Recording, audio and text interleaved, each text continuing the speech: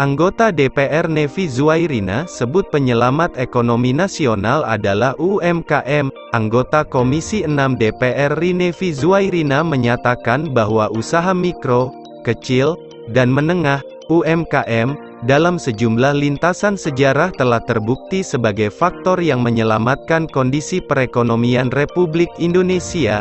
Saya selalu mendukung upaya pemerintah untuk memajukan UMKM, karena selama ini sudah terbukti, pada kasus gejolak ekonomi tahun 1998. I'm Surnianti, the General Manager of the Premier Hotel Padang. I would like to invite you to like, comment, and subscribe Celoteh Wanipin channel. Must be great. Assalamualaikum warahmatullahi wabarakatuh. Jumpa lagi bersama kami dalam acara Celoteh Wanipin. Dan pada sore hari ini yang berbahagia, tapi agak gerimis-gerimis sedikit, no problem ya, mudah-mudahan masih enak, kita tetap semangat dan selalu stay tune di channelnya Wanipin. Dan hari ini adalah kita akan bincang-bincang secara santai. Kebetulan kita berlokasi di Premier Grand Zuri Hotel Padang. Ya, pada sore hari ini kita akan berbincang-bincang bersama Ibu Hajah Nevi Zuairina. Beliau adalah salah satu dari 4 orang wanita yang lolos ke DPR RI dari Sumatera Barat, periode tahun 2019-2024. Ibu Nevi ini adalah istri dari Gubernur Sumatera Barat 2 periode yang lalu, dan kita akan diskusi dengan beliau. Banyak hal yang akan kita bincang-bincangkan pada hari ini terkait dengan program andalan beliau, kemudian juga terkait dengan program seputar UMKM dan koperasi, tentunya berkaitan dengan tugas-tugas yang diemban beliau sebagai anggota Komisi 6 DPR RI dari Sumatera Barat. Dan pembicaraan akan semakin hangat, tentunya dengan disaksikan selalu oleh para teman-teman dari Celoteh Wanipin. Jangan lupa dan jangan kemana-mana, selalu saksikan Celoteh. Hi everyone, saya Debbie sebagai Managing Director ETC dan juga VP International ILMA Chapter Padang ingin mengajak Anda semuanya untuk like, subscribe, and share Celoteh Wanipin. So, stay tuned! Ya, untuk mempersingkat waktu, kita langsung saja bertanya dengan beliau. Kebetulan beliau sudah hadir di tengah-tengah kita dan ada di sebelah kanan saya, ya. Ibu Nevi. Bu Nevi, selamat sore Bu. Selamat sore. Iya. Assalamualaikum. Cuaca agak mendung nih Bu ya. Iya betul. Mudah-mudahan walaupun mendung tapi semangat tetap. Insya Allah. Ya kan gitu ya. ya. Dan luar biasa pada sore hari ini Ibu bisa hadir di tengah-tengah kita karena di antara kesibukan-kesibukan waktu Ibu yang luar biasa tentunya, ya. Ibu masih bisa menyempatkan hadir, tentu menyapa teman-teman dari Celoteh Wanipin. Ya. Nah ini kesempatan yang luar biasa. Jadi teman-teman dari Wanipin sebenarnya udah banyak tanya nih, ya kan, kapan kita wawancara dengan salah seorang wakil dari Sumatera Barat yang masuk DPR RI Jakarta. Pertanyaan pertama Bu, ini kita ngobrol-ngobrol. Ibu di Dapil 2 ya Bu ya? Dapil Sumbar 2. Dapil Sumbar 2. Itu wilayahnya mana aja Bu ya? Masuk Padang Pariaman, Agam, Bukit Tinggi, Payakumbuh, 50 Kota, Pasaman, dan Pasaman Barat. Oke. Dari beberapa tuh Ibu udah kunjungan ke Dapil ya Bu ya? Rutin ya Bu? Iya. Nah, oke. Selama Ibu kunjungan ke Dapil, kira-kira apa sih Bu yang Ibu temukan? Gitu. Terkait dengan bidang pekerjaan yang ditugaskan dari Komisi 6 di DPR RI. Apa yang Ibu lihat? Komisi 6 adalah komisi di bidang ekonomi, perdagangan, investasi. Adapun mitra kerjanya Kementerian Koperasi UMKM, Kementerian Perdagangan, Kementerian Investasi, Kementerian BUMN, KPPU, BSN, ya, dan sebagainya. Nah, dari mitra kerja yang dengan Komisi 6 ini, tentu Ibu bergerak di bidang pelaku UMKM, investasi, ya, perdagangan, dan sebagainya. Memang yang paling lekat itu ialah dengan pelaku UMKM. Kenapa? Karena pelaku UMKM ini jumlahnya banyak sekali. Ya, bahkan menggerakkan perekonomian, menggerakkan roda perekonomian yang luar biasa. Jumlah pelaku UMKM kita di Indonesia itu jumlahnya itu adalah 64 juta pelaku UMKM. Dan terus juga mencapai PDB-nya itu 57% PDB kita. Ya, karena dia bergerak gitu ya perekonomiannya. Dan bahkan menyerap tenaga kerja sampai 97% dari total lapangan kerja yang ada di Indonesia ini. Ya, bukan usaha besar, ya, bukan usaha menengah, ya, tapi ternyata usaha ultra mikro, usaha kecil itulah ya yang menggerakkan roda perekonomian. Nah, sehingga memberikan stabilitas ekonomi negara yang sangat kuat. Mudah-mudahan Dengan adanya pandemi ini, pelaku UMKM bangkit kembali, pulih lebih cepat, bangkit lebih kuat sesuai dengan tagline hari ulang tahun Republik Indonesia ke-77 ya, karena supaya ekonomi kita stabil. Sana, jangan lupa like, subscribe, and comment channel Ciloteh sama di Dapil 2 ya. Nah, kira-kira persoalan yang paling besar, Bu, terkait dengan UMKM di Sumatera Barat ini kira-kira apa kira-kira, Bu? Kalau saya melihat persoalan yang paling besar itu adalah pemahaman tentang keilmuan kewirausahaan. Keilmuan. Lihat ya, belajar Fakultas Ekonomi 4 tahun. Nanti S2-nya lagi 2 tahun. Belum belajarnya learning by doing, pengalaman berapa tahun. Ya.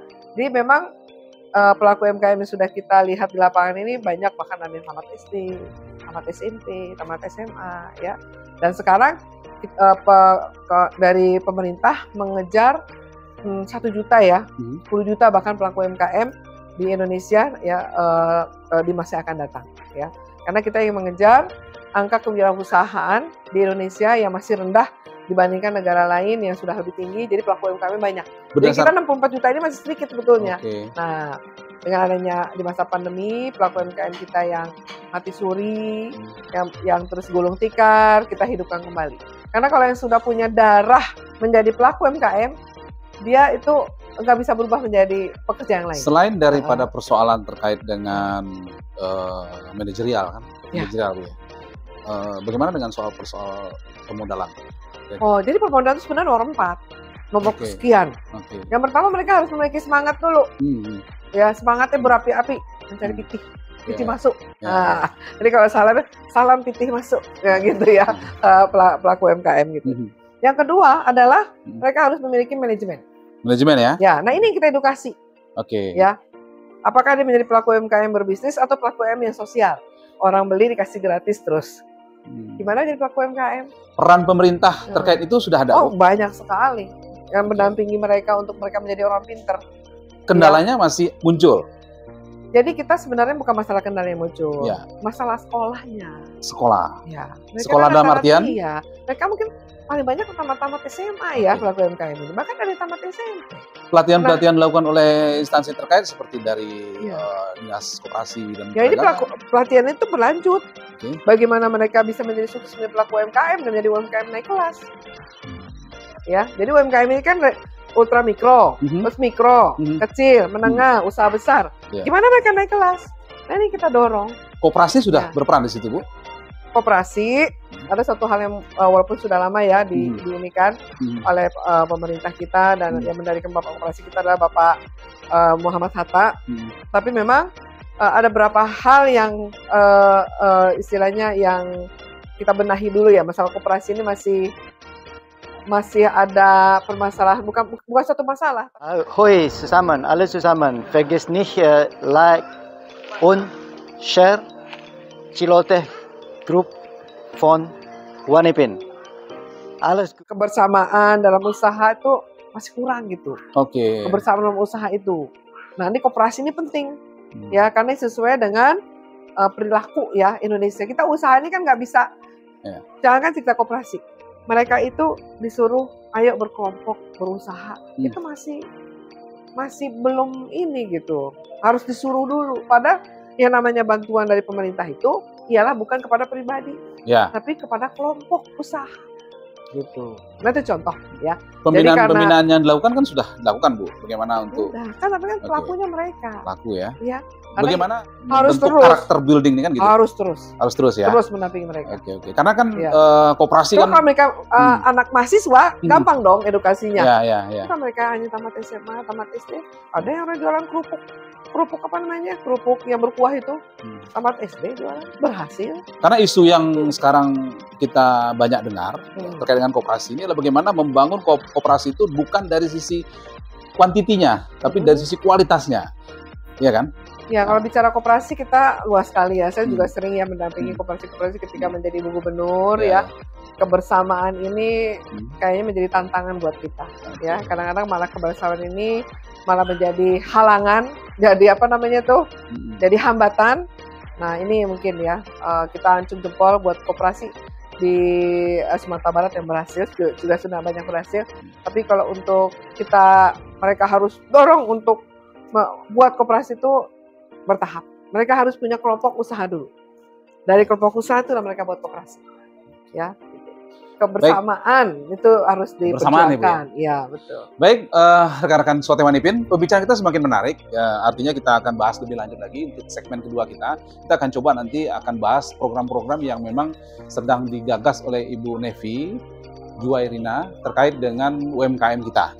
Jadi jangan kemana-mana, tetap stay di Everyone, saya Debbie dari ETC English Tutorial Center. Saya Surni dari Grand Zuri Hotel Padang. Saya Titi dari Ayam Kinari. Don't forget to Like, subscribe, and share.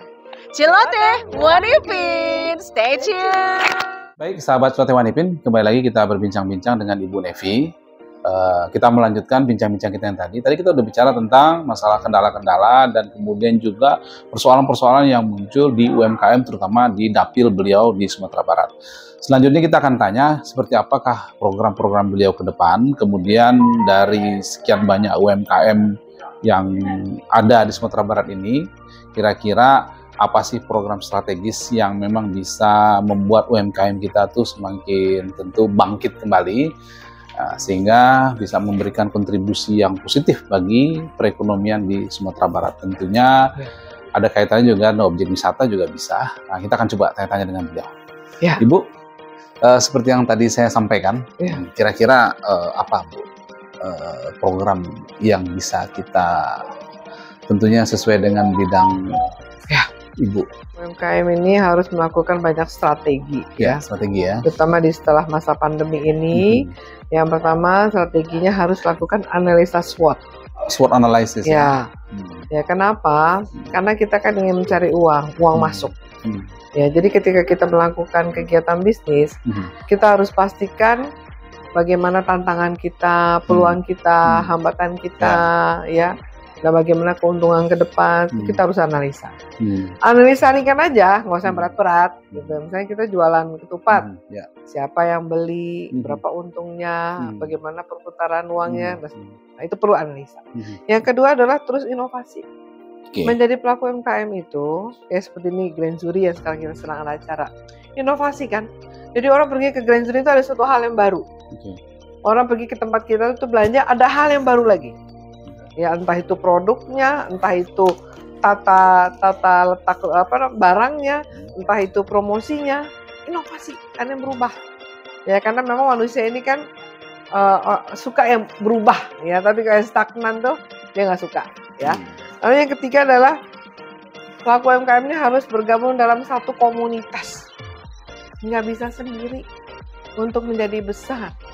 Ya, sapu lidi yang satu dengan sapu lidi yang berkumpul diikat lebih besar mana? Tentu lebih besar, lebih kuat menjadi sapu lidi yang besar diikat. Ya, bisa meluaskan ya pekerjaannya dengan sapu lidi yang besar, dibandingkan hanya satu sapu lidi. Sama ada pelaku UMKM juga gitu. Saya Nina Musbar dari Nina Musbar Class of Public Speaking.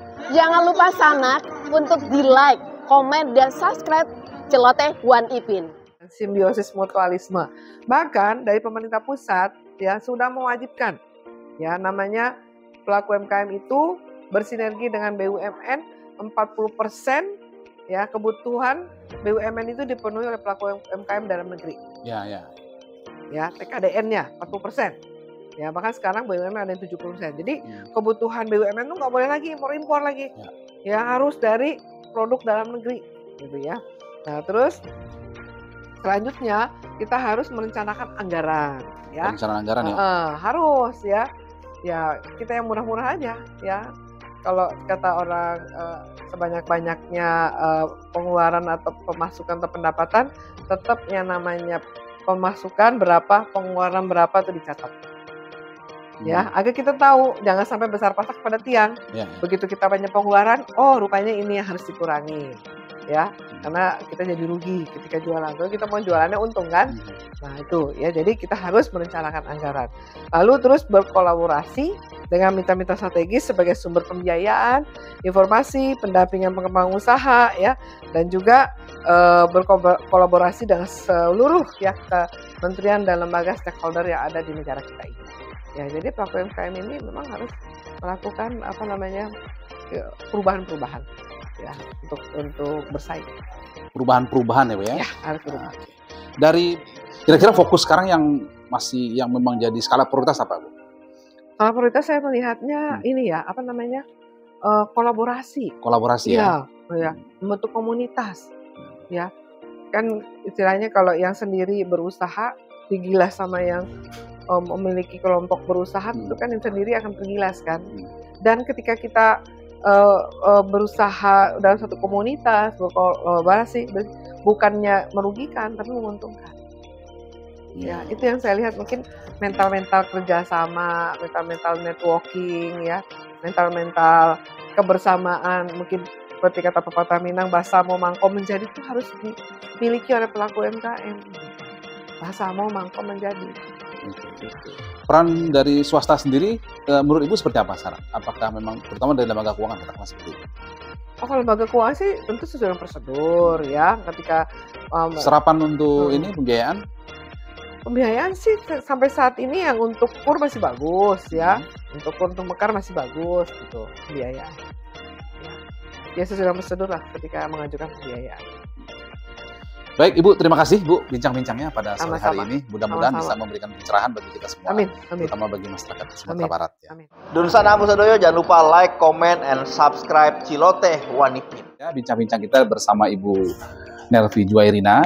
Beliau adalah salah seorang dari 4 wanita asal Sumatera Barat yang menduduki jabatan sebagai anggota DPR RI periode 2014-2024 ya. Mudah-mudahan dari pembicaraan 2019-2024, ya. Mudah-mudahan pembicaraan kita pada sore hari ini bisa memberikan manfaat bagi teman-teman rekan-rekan Ciloteh Wanipin, dan bagi rekan-rekan yang ingin bertanya, silahkan bisa isi komentar di bawah, dan jangan lupa subscribe, like, komen dari acara kita ini. Mudah-mudahan bisa memberikan kontribusi buat teman-teman semua. Terima kasih banyak, itu saja yang bisa kita hadirkan pada sore hari ini. Mudah-mudahan ke depan kita bisa menghadirkan tokoh-tokoh yang lebih menarik, dan tentunya dengan pembicaraan-pembicaraan yang lebih menarik juga. Demikian saja, terima kasih banyak. Wassalamualaikum warahmatullahi wabarakatuh. Waalaikumsalam.